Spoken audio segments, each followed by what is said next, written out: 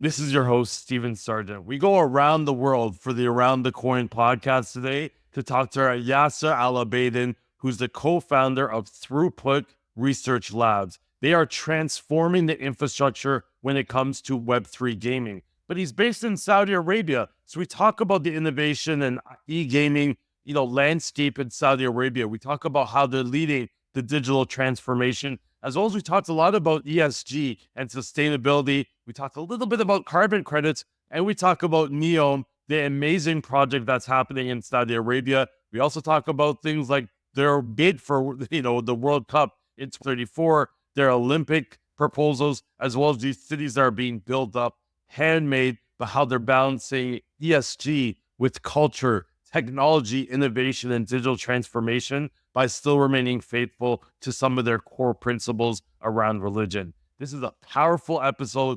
I guarantee you're going to learn 4 points or 5 points about Saudi Arabia that you never knew before. So tune in, because there's a lot of opportunities there, especially if you're an entrepreneur or a tech or payments guru. This is kind of the new Dubai when Dubai was kind of Dubai. Talk soon. This is your host, Stephen Sargent, Around the Coin podcast. We have a guest from halfway around the world, Riyadh, Saudi Arabia. We have Yasser Alobaidan, co-founder of Throughput Research Labs. Yasser, give us, the 3-minute pitch of who you are and what you've been up to up until this point. Thank you, Stephen, for hosting this show, and it's amazing. I have seen a lot of podcasts. I am really excited to be with you today. Or today, depends on the time.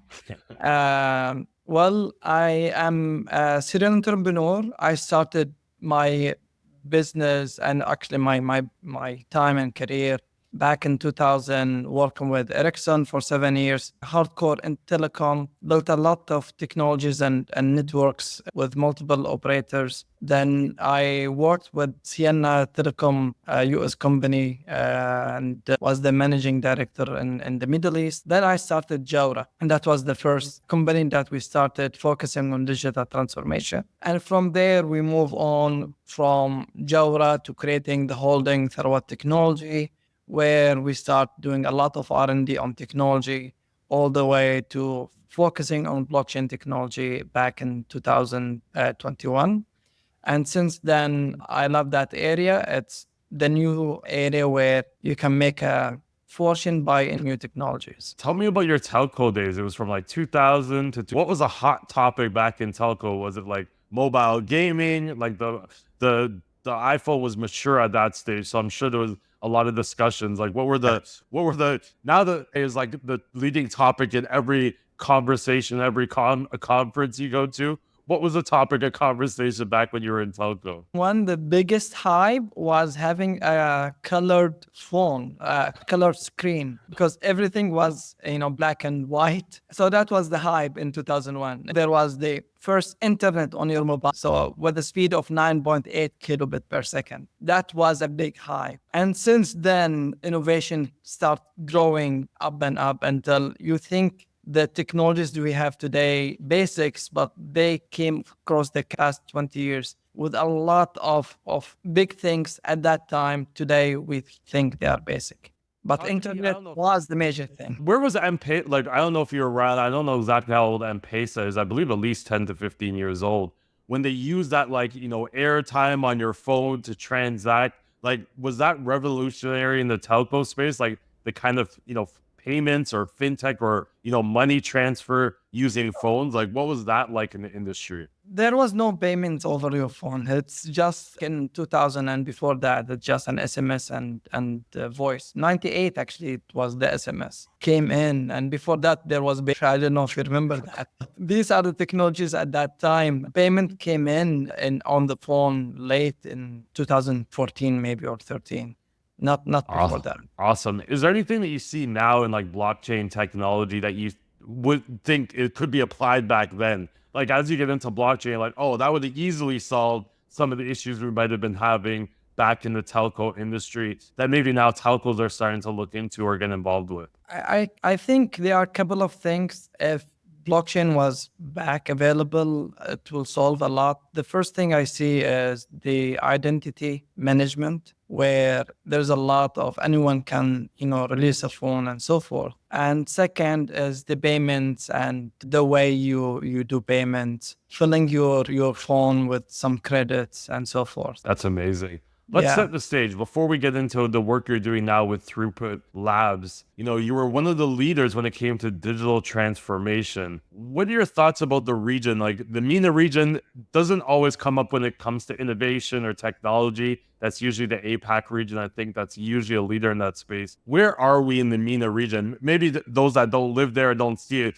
where you're like, hey, we do so much innovation here. Kind of set the landscape. Where are we with innovation and technology, or even digital transformation in the MENA region? So let's go to facts. Saudi is number 2 globally, and the most digitally available technologies when it comes to digital governments, digital identity, all the services. So a smart city and smart government, Saudi, part of the G20, is the second best available after Japan.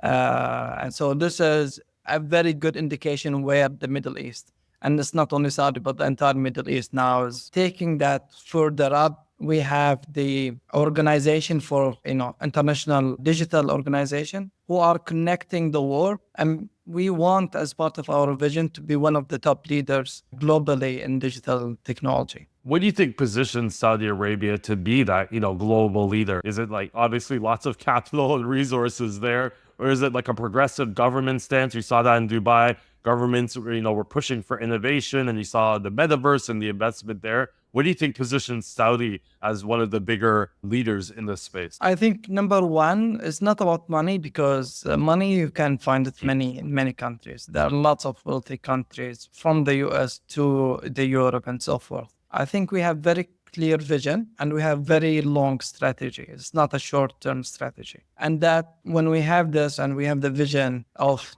with the right communication, the right focus, that take us, frog leap to where we are today. How do you balance? Like, we have a lot of professionals coming on this, founders, payments, tech, crypto, AI professionals coming on this podcast. When you're dealing with digital transformation, how do you have a long-term strategy with like new technologies? How do you figure out what's the shiny ball syndrome versus like, hey, this is going to be sustainable, especially because you're in the ESG space as well. Like, how do you figure out what's going to be sustainable versus like what's going to be fly by night? Metaverse, there's a hype, then there's a downfall, then nobody talks about it. How do you kind of strategize and prioritize without being wrong, right? Yeah, personally speaking, I look at the vision of the country. 2030 vision of Saudi Arabia give us a lot of directions. And as an entrepreneur or business, if you have very clear direction where you go, then you look at the large initiatives that there are in the market. And then we look at and study the pain points. Once you find the pain points and you find a technological solution, then this is where innovation comes in. We try to find solutions to solve these pain points and make that vision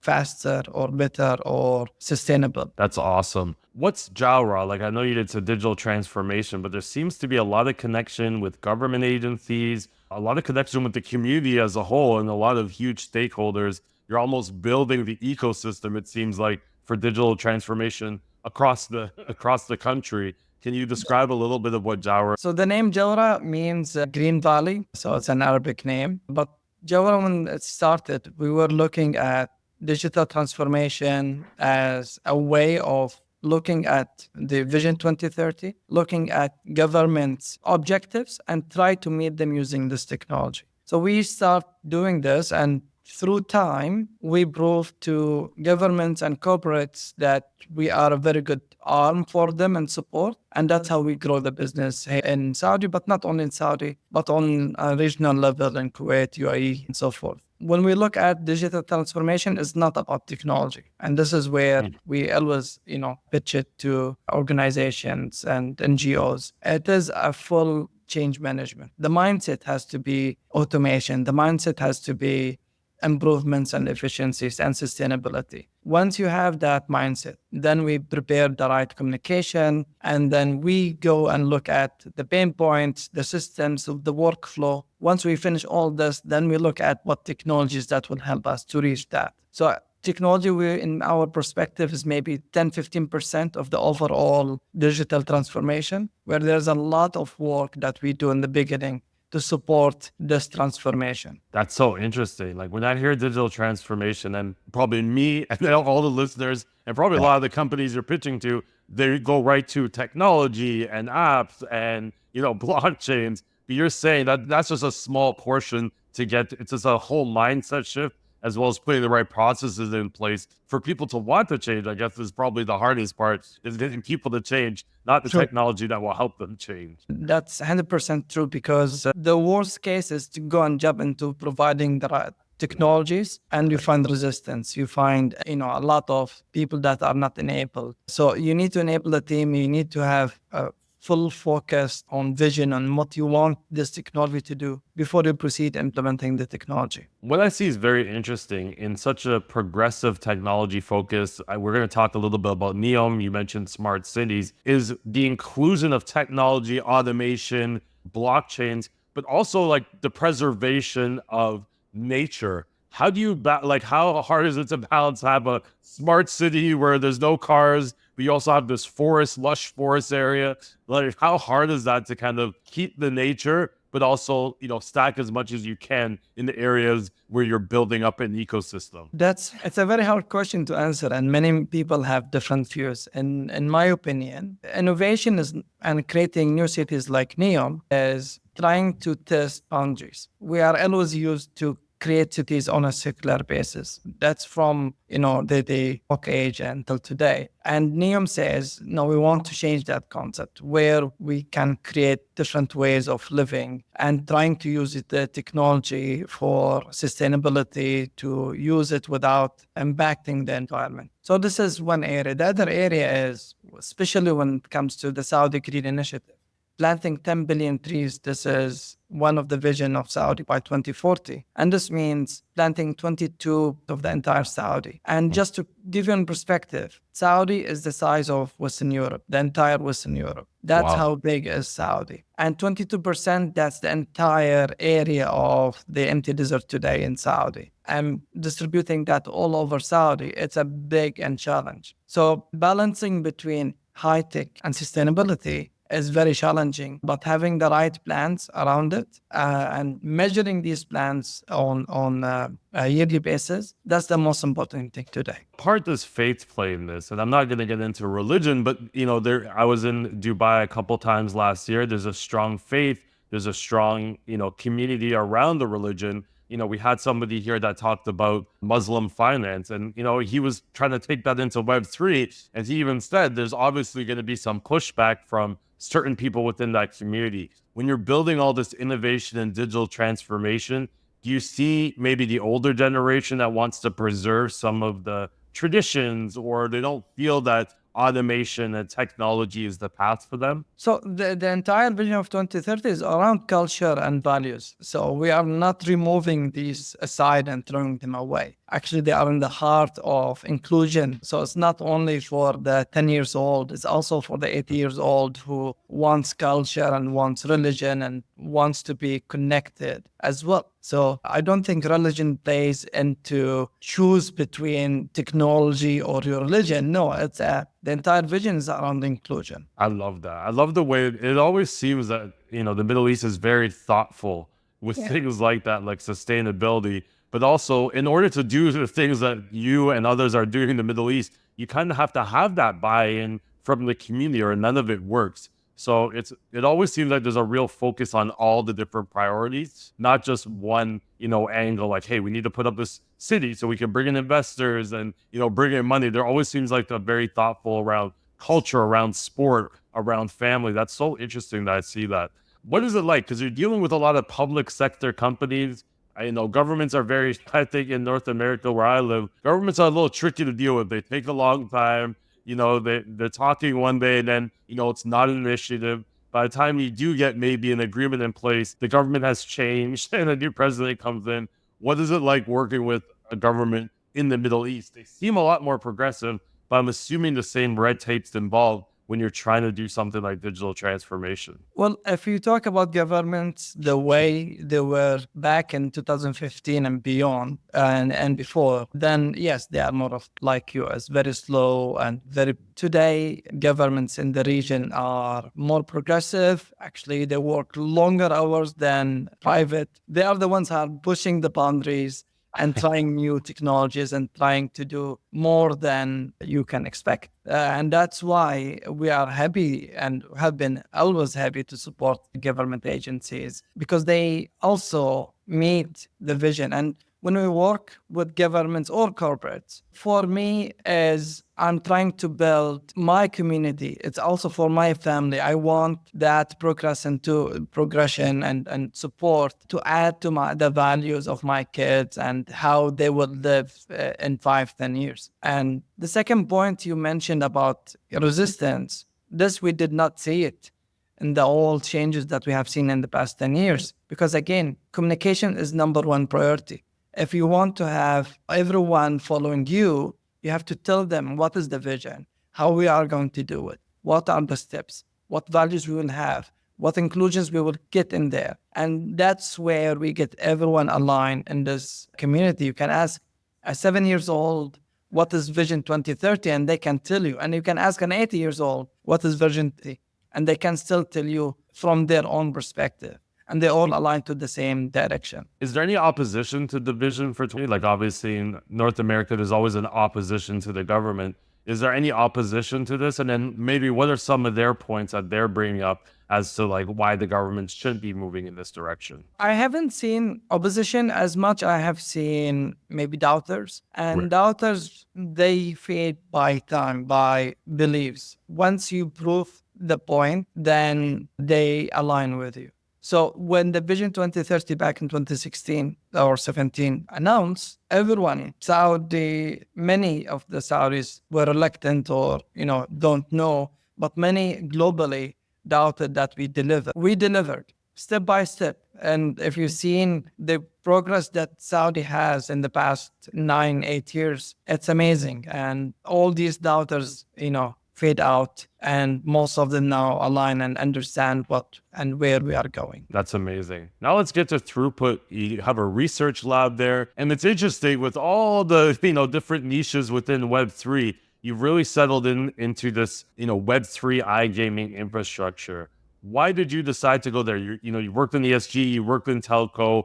Like, what was the thing where you're like, hey, Web3 gaming, that is the area we want to focus on when it comes to our research lab? So why gaming as an industry has different technologies than computing, regular computing? That's the same thing when we look at blockchain gaming. The main issue here, you want the technology to provide you a fast response. You don't want a delay in your gaming experience. So it is always about how you can do the best throughput in that relationship. And having gaming in Web3 will add a lot of value in the blockchain industry. Today, most of the blockchain technologies on layer 0 infrastructure, they were looking at short bits and bytes of identifying the wallet, the user, and then verifying that information. But when it comes to gaming, then you need a lot more data, but it has to be there on time. If you are wearing your gears to fight in a game, you don't want these gears to come after 5 minutes of choosing them. You want them instantly there.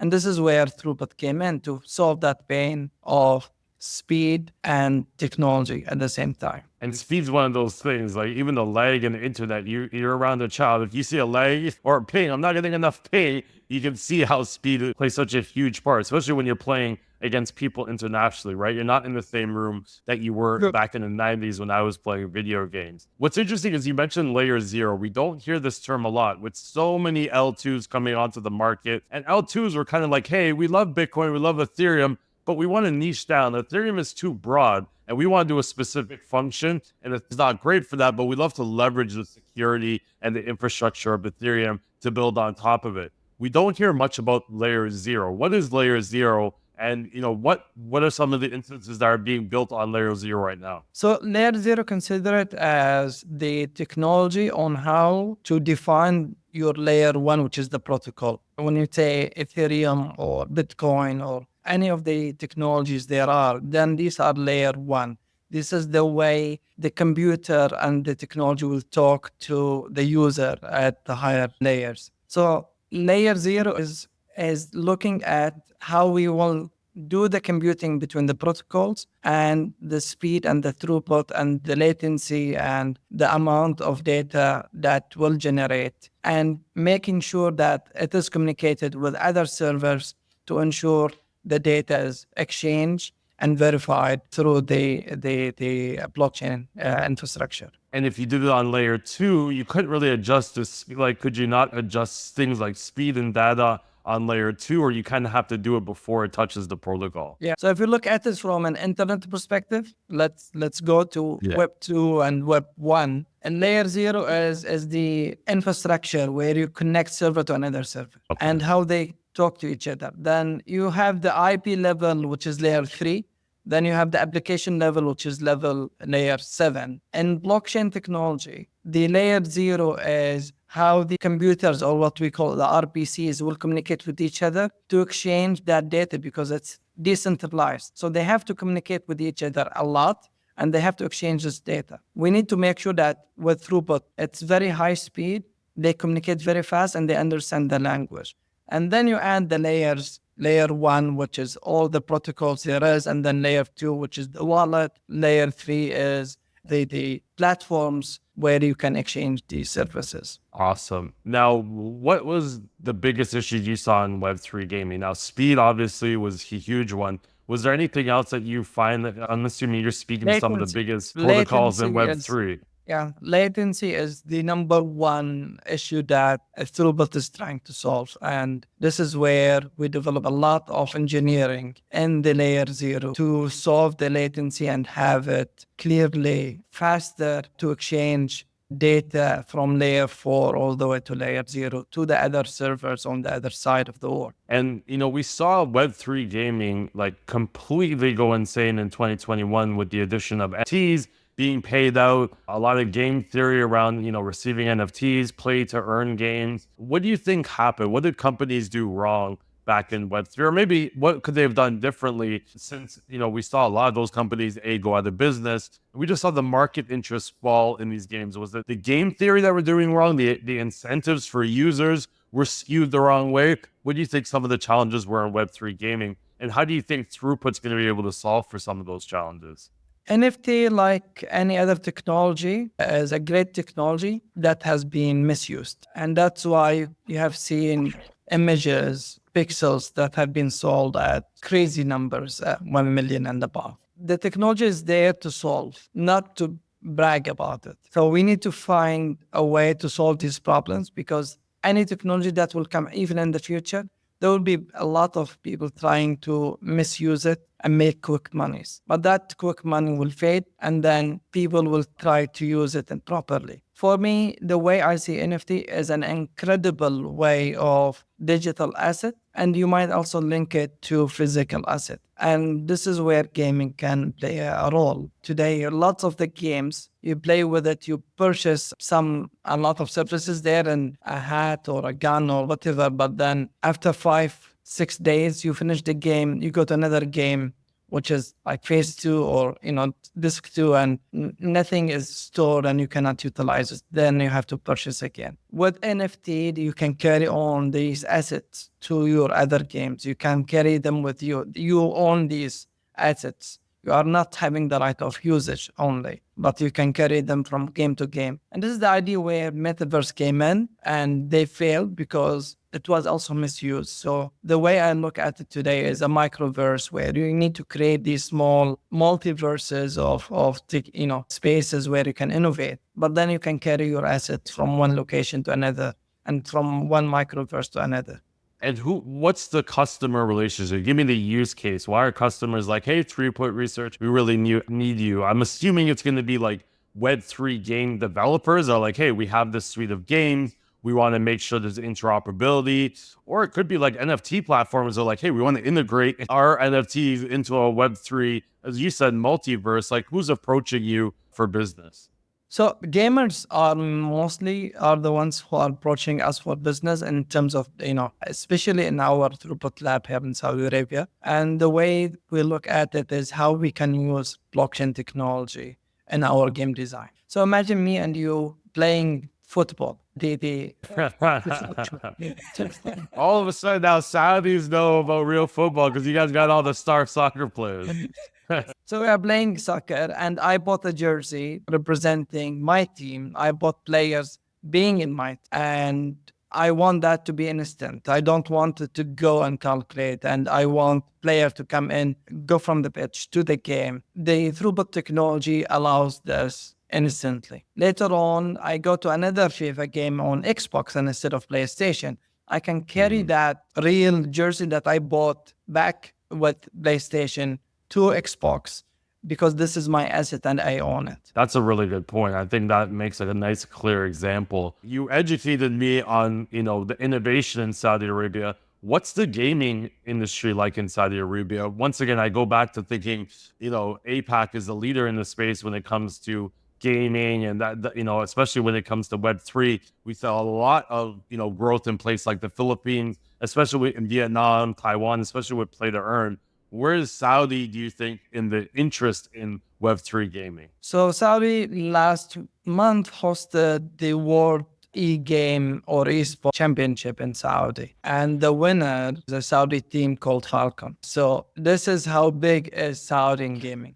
For the past 5 years, the number one player that wins the international championships in esports and soccer PlayStation or soccer Xbox as a Saudi champion. So this shows where Saudi is. Saudi, and from a rating point of view, is the highest use of e-gaming around the world. It's number one ratio. So we are so passionate about technology. Saudi is one of the youngest generations, more than 70% under the age of 30. And that's how, and you see that a lot of gamers in Saudi playing internationally and winning prizes and launching the championships here in Saudi for the past 3 years. I did not know that. I also don't follow e-gaming that much, but talk to me about the e-gaming synergy then, because, I know Roblox, my kids play that. E-gaming is huge, but it's still on the Web2 premise of gaming. Why aren't these Roblox and these large e-gaming, the Fortnites,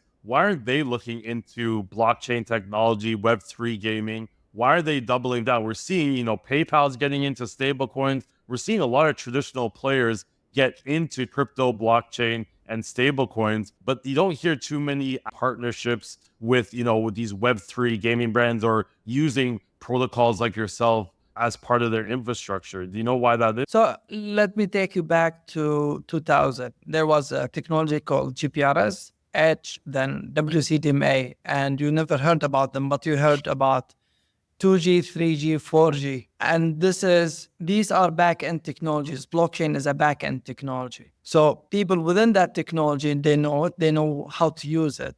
But from consumer point of view, you don't want to hook them into a technology. You want to hook them into an experience. So that's why you don't hear that much, because it's a back-end technology, not a front-end, not a consumer-based. And there's no benefit for like, hey, you own your thing, but you might lose it if you misplace your private key. There's no benefit in that thing for most, everyday consumer that's using these. They will see it from a user experience, from a customer experience. They will see that people will say, if you buy it in here, then you can use it there. And, it's easy to buy. It's easy to move your assets. You own the assets. We don't only, sell you the right of use. So you will see this communication from a user experience, but in your you will not see it, okay, you can buy Ethereum or you will be on a blockchain, or you need to have a wallet on Binance and so forth. You will see it from a user experience. What are the values that the user will have? What's interesting I see with gaming, we're seeing a lot of not digital, but we're also seeing a lot of transition from the iGaming world to the real world. There's race car drivers that started on simulations and now they're in legitimate official race car divisions racing, and now you're seeing more people see those stories. Is there any, you mentioned physical, I don't know exactly where direction you were going, but do you see that kind of synergy where they're playing Fortnite, but that's now opened up things like laser tag or actual physical activity where they can actually play similar to the real games or virtual reality? We see a lot of those popping up, virtual reality settings where people are there physically, but in a virtual reality world. Do you see that transition from, in-person physical activity from the gaming world? I think the best way of enabling technology is merging that technology between reality and virtual. So I'm a big fan of Formula One. That's why you see, the Formula One hats and the cap and so forth. So imagine I'm going to Formula One and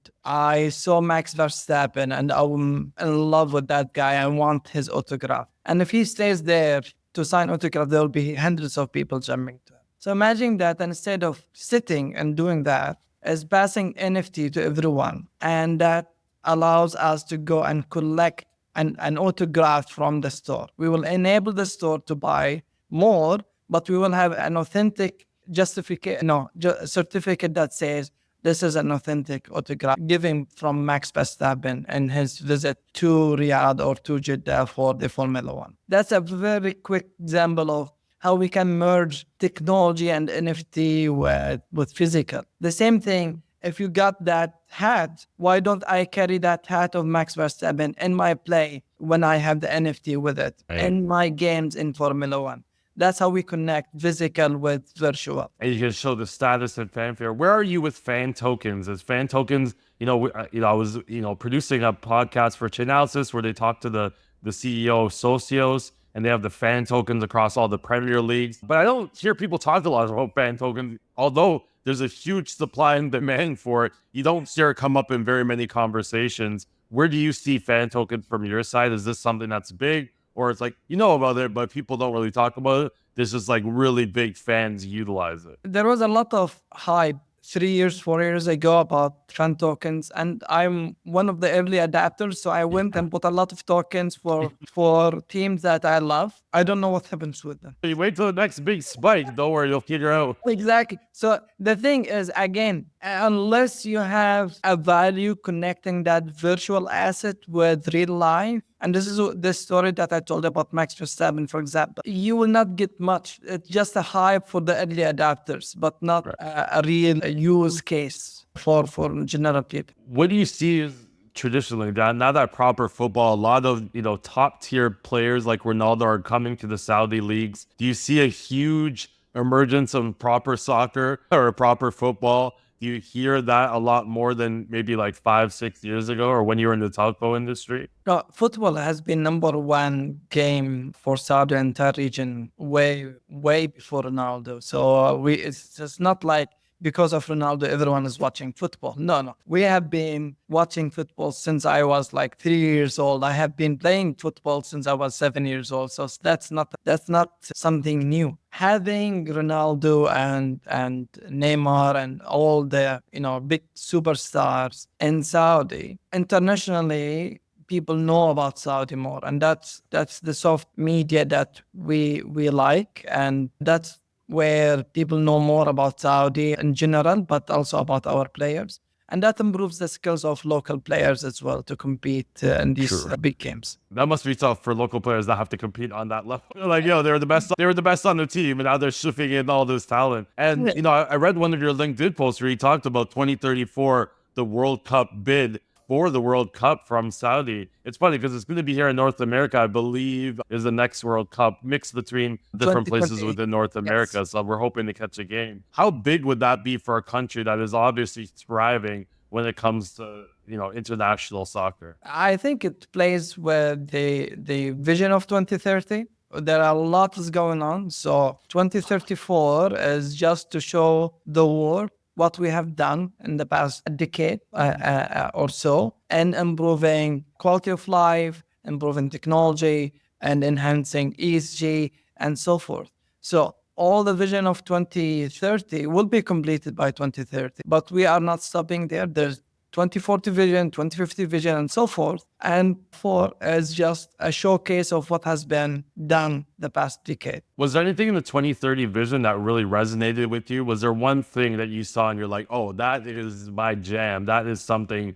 I can get on board, that you felt very strongly about, maybe more so than some of the other items that were listed? Okay, so yes, of course, I'm a tech savvy. So when I saw that Saudi wants to be one of the top 10 globally, technology leaders by 2030, then that's where I can reside and focus, and that excites me a lot. And because of that, we looked at technologies and we looked at enhancements and support, and having clear vision, then we have the right R&D to focus on how to deliver that vision. And I'm looking forward to come at 2030 and say, yes, we made it. But we already have made that. We made the news back in 2022, announcing in the G20, which was hosted in Saudi, actually in 2020, during the pandemic.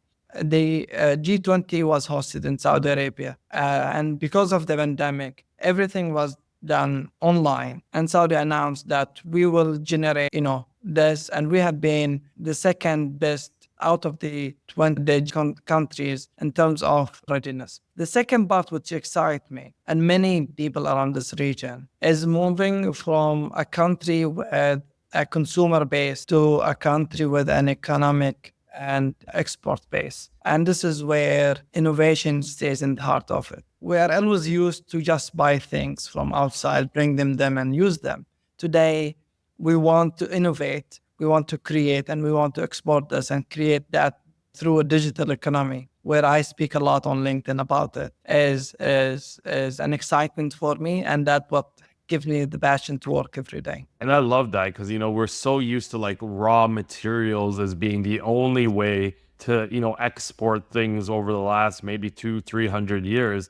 And now we've really moved into the space where intellectual property, digital creations can really be, part of your GDP like it's never had the opportunity before. True. And that's why I think blockchain today is an opportunity for any country and any individual who wants to innovate. Talk to me about when you have a place like Saudi Arabia, there's a lot of, in order to realize 2030, there has to be a huge capital investment by the government. How is Throughput able to navigate that? Like, how are you able to, because now it's coming through the government, there's, I'm assuming, going to be tighter regulatory requirements, or it might be just tougher to get funding. How do you kind of navigate that regulatory environment? So when we look at blockchain technology, it's everywhere. There's a question of legitimacy in that technology. And there are 3 areas where we are trying to solve. One is the identity. And globally, the issues of terrorism and the Anti-Terrorism Act, where we need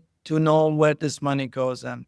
So having digital currency is an issue if I don't know the identity of that person. The second is the hacking and digital hacking, and where this is your money and you need to be protected. So we need to know how to protect that, because many people will lose money today. There's more than, I think on a daily basis, globally, more than $3 billion lost in thefts and digital using, hackers around the world. And this is an issue that will grow with the crypto and so forth. So having the right regulation is very important to enhance technology. But blockchain is not about only crypto. And this is where most of my time is focusing on non-crypto technology.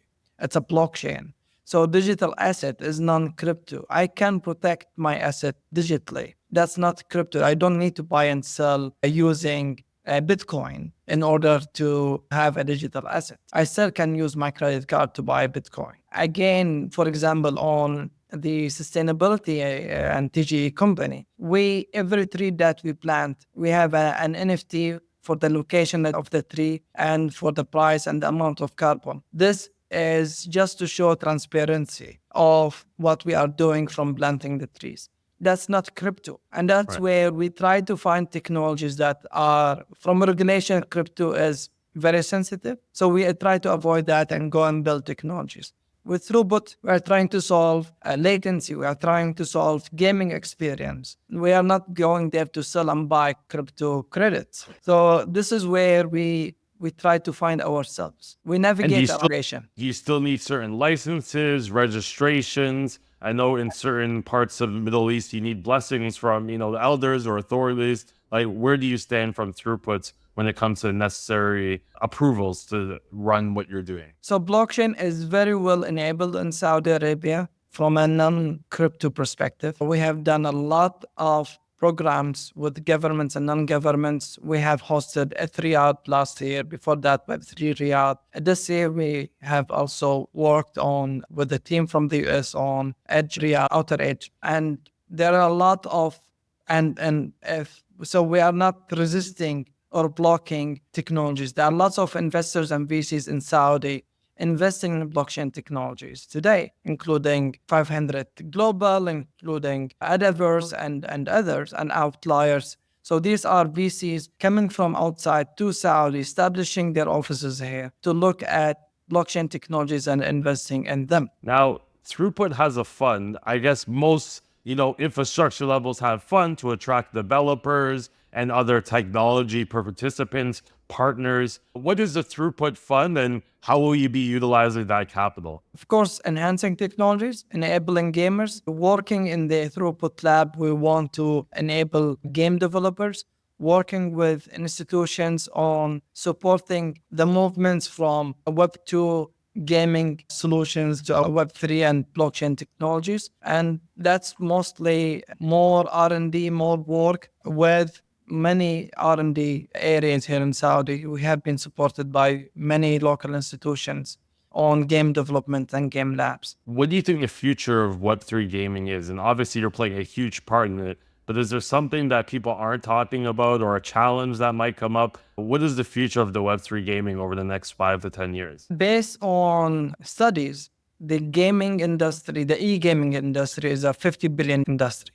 So it's not small. It's huge. As of today, it's around 10 billion. So there's a growth of 5x in the coming 5 to 10 years. And this allows opportunities to come in. Yes, there will be challenges. There will be new technologies coming in the future. And gaming, like any other industry, it adapts and it grow and transform. And we just need to be very close to the latest technologies, try them out, do a lot of research, develop a lot of technologies, and hopefully we will be one of the leaders in this domain. Now, we can't talk about Saudi Arabia without mentioning NEOM. I could give the description from the website, but maybe just tell me from someone that resides in Riyadh, what is NEOM to you, and what does it mean to, your community when they talk about building this smart city? So NEOM, first, from perspective, it's a 2 hours flight from Riyadh. So it's not. Okay. So NEOM is not Riyadh, and Saudi Vision 2030 is not only NEOM. So we have lots of programs all around Saudi, but I think NEOM have taken the international news, and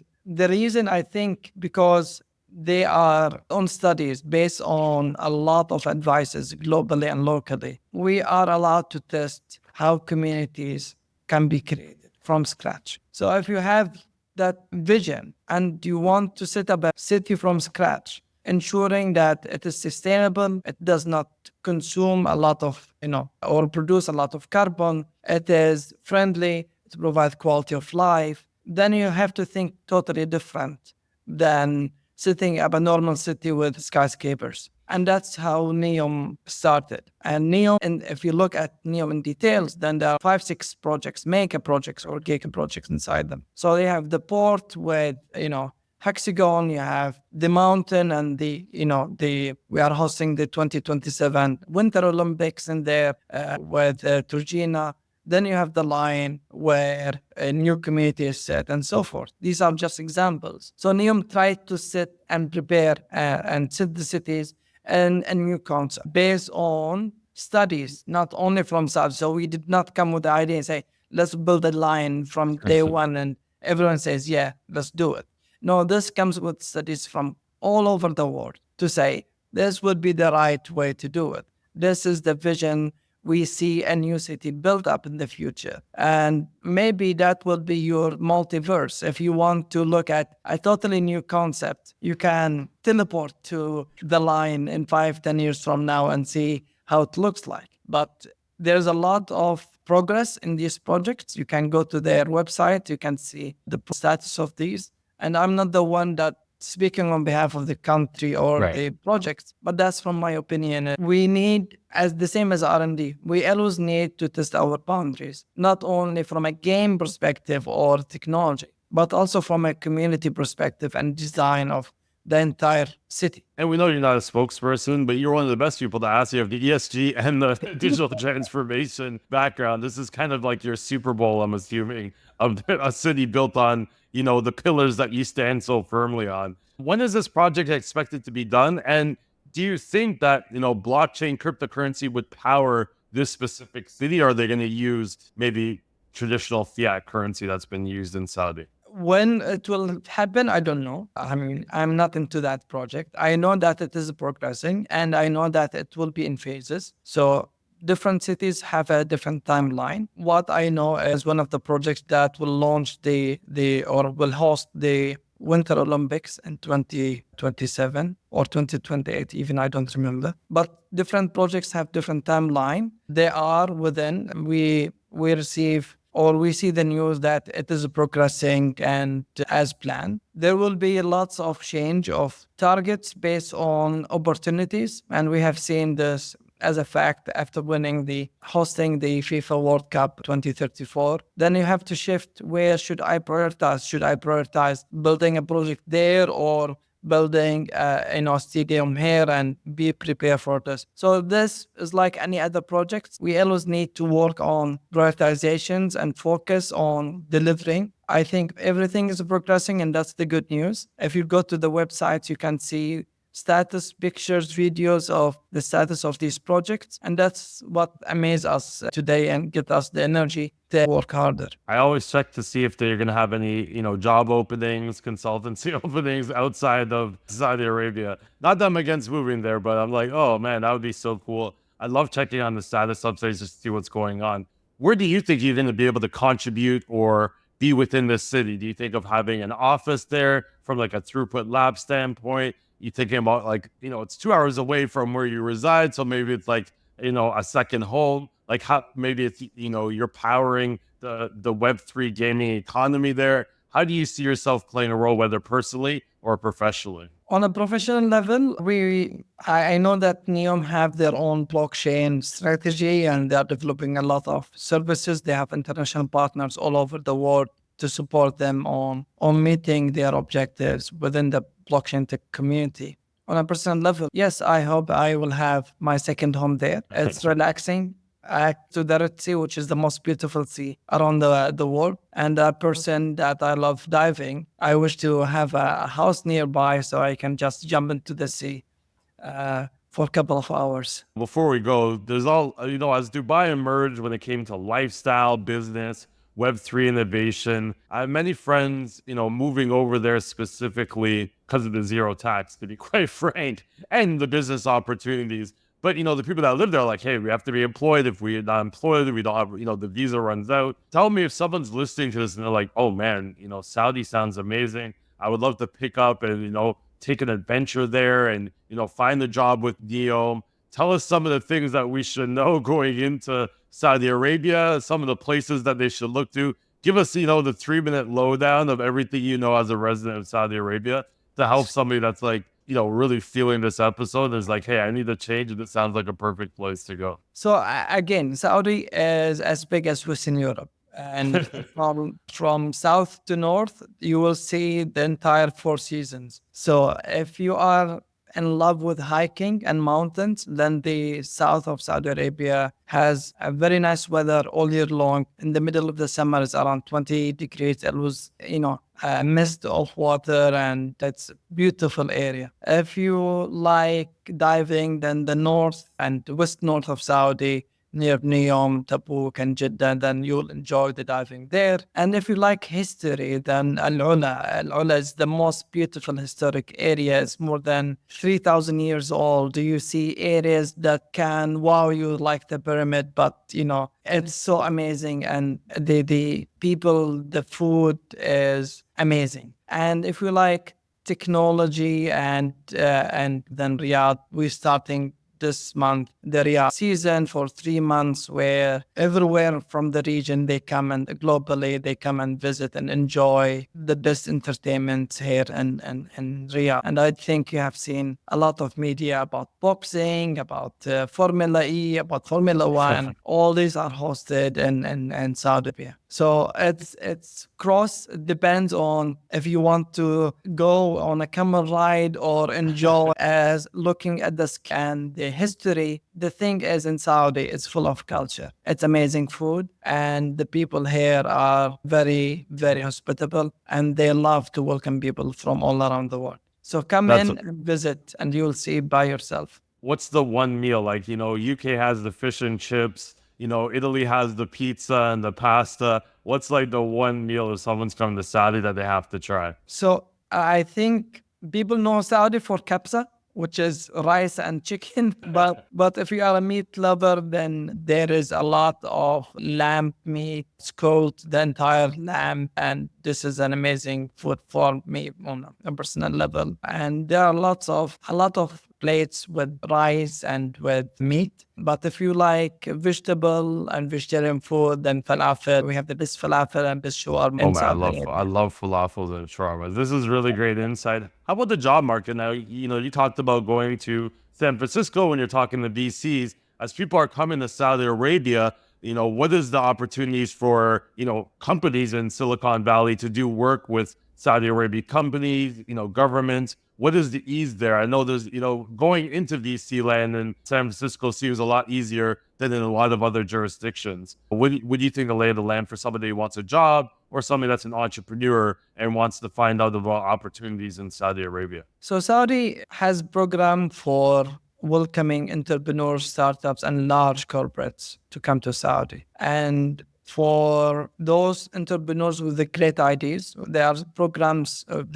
called NTDP, the National Digital Transformation Fund, where there's a relocation fund, there is an MVP lab fund, and there are other funds to support you to come to Saudi, work with local developers and local entrepreneurs, and develop your technology here. So in terms of VC, we have seen growth in the number of VCs, global VCs coming to Saudi, and they all focus on fintech, AI, blockchain, and they want to invest all the way from angel investors to Series A. So the growth of VCs shows innovation, shows trust in the global market on how and where to invest, and Saudi become one of these hubs today. That's amazing. I love, people talk so much about Dubai, but when I went out to Dubai, I met so many people from Bahrain and other places, including Saudi, that talk so highly about those places that, maybe the media doesn't mention as much as they do Dubai. Now, I definitely know people can follow you on LinkedIn. Is there any other places? Because you're posting some great content there.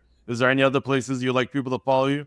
I am a LinkedIn guy. I am not that person on X or Instagram or others. I'm focusing more on LinkedIn. You're my kind of guy. That's where we dominate here on LinkedIn. Exactly. So we love, most of our listeners know me from LinkedIn, so that's great that they'll get to know you. I know there's a huge time difference. I want to say thank you so much for coming on the podcast and really giving us this lay of the land, especially around Saudi Arabia. I don't think many know that Saudi is leading in many places when it comes to innovation, Web3, gaming, as well as technology. Thank you so much, Yasser. Thank you, Stephen, for your time and for hosting this show, and looking forward to see you again in Saudi. Awesome. Awesome. Take care. Bye.